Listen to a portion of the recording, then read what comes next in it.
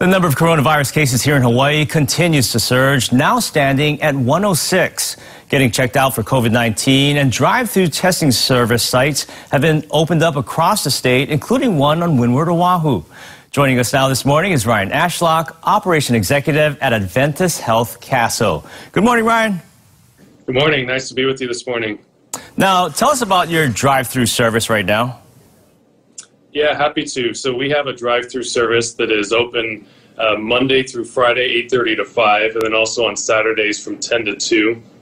The way this works is you'll come onto the hospital campus here, and we have a medical assistant that is there to be able to swab anyone. And a couple things to keep in mind: you do have to have a physician order to be able to come, and so you need to reach out and contact your PCP first for them to evaluate you and make sure that you are needing a test for COVID-19.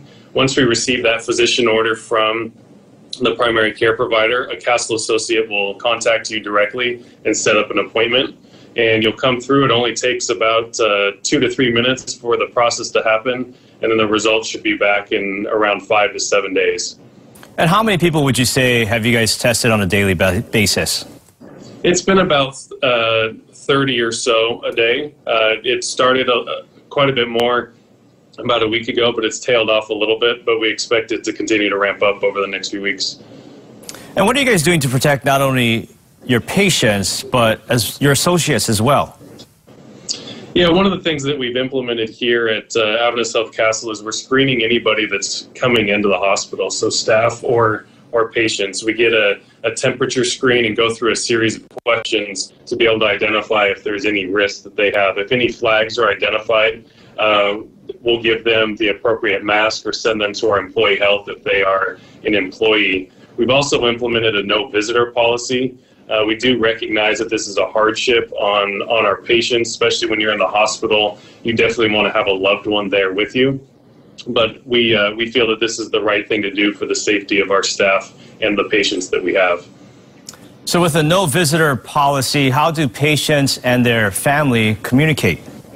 Yeah, we've implemented a couple of things. One, we're certainly encouraging our patients to be able to use the technology that's available to them, FaceTime or text messaging, any other video chat platform. Some other things that we always do routinely here at Castle is hourly rounding by our nursing staff, where they go in and check on the patient, make sure they're doing well, that they're comfortable, just to be a voice there for them. We also have chaplains that are rounding, praying with them, just being there to talk to them and keep them company. And the other thing we've implemented is physicians are calling once a day to the families to be able to keep them up to date on the condition of their loved one and make sure they're still engaged in the care that they're receiving.